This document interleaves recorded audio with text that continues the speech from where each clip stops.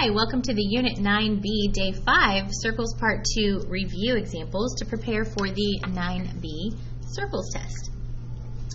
Example 1. A circle has a center at point 3,5. What is the other endpoint of a diameter with one endpoint at -1, -2? So my circle has a center point at 3,5. If I think about where that is, 1, 2, 3, 1, 2, 3, 4, 5. Okay. What is the other endpoint of a diameter with one endpoint at -1 or -1, -2? -1, -2. Okay. So this is a radius. And I'm trying to figure out if this is my circle, where does the other end of that diameter land? Okay. So basically I just need to repeat this radius, right? So I need to see how far up and over did I go. I need to make that same radius going the other direction. So I might fall off my map, but that's okay, or my graph, but that's okay. So I'm going to go up 1, 2, 3, 4, 5, 6, 7, and then I'm going to go over 1, 2, 3, 4. So I'm going to repeat that, up 7 over 4. 1, 2, 3, 4, 5, that's okay, 6, 7, and then I'm going to go over 1, 2, 3, 4, and I'm going to end up right here. Okay, so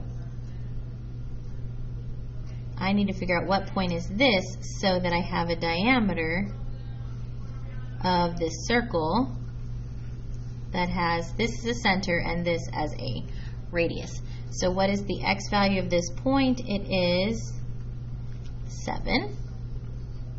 What is the y value of this point? Well, remember I had to go up 2 from the 10, so that's 11, 12. My y value is 12. So it's the point 7, 12 is going to be the other end of that diameter, because we know that the radius, if I put another radius next to it, it's going to be a full diameter. So it's the point 7, 12 as the other endpoint. Okay? All right, let's look at example 2. A circle has a center at -3, 4. A point on the circle is at 2, 8. What is the diameter of the circle? So this is asking a little bit different question. This one wants to know how long is the diameter, not where is the other end of the diameter. Okay, but let's take a look at this circle first. I have -3, 4 is my center. 1, 2, 3, 1, 2, 3, 4. And then I have a point on the circle at 2, 8. 2, 1, 2, 3, 4, 5, 6, 7, 8. So this is a radius of that circle. Okay.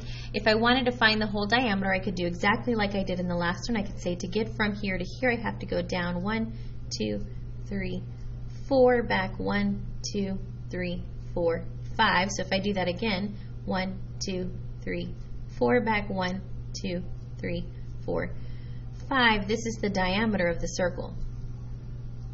So the circle is going to look something like that. And I want to know how long is this diameter. Okay, so to find the distance between these 2 points, I have 2 options. I can either open up my formula chart and I can do the distance formula, or I can turn this into a big right triangle and say I want to find the hypotenuse of this right triangle, because the hypotenuse is the diameter of the circle. The hypotenuse of this right triangle is the diameter of the circle that I'm looking for. When we're looking for a hypotenuse, remember we add in our square root. So I need to figure out what are my 2 numbers. Let's see here, I'm up at 8, so I'm pretty sure it's 8. 1, 2, 3, 4, 5, 6, 7. 8 is one of my numbers. And then my other number is 1, 2, 3, 4, 5, 6, 7, 8, 9, 10. When I'm doing the Pythagorean theorem, I usually put the bigger number in first. So that's going to give me the square root of 10 times 10 and 8 times 8. So the square root of 164, which that is going to be a decimal Square root of 164 is 12.8062.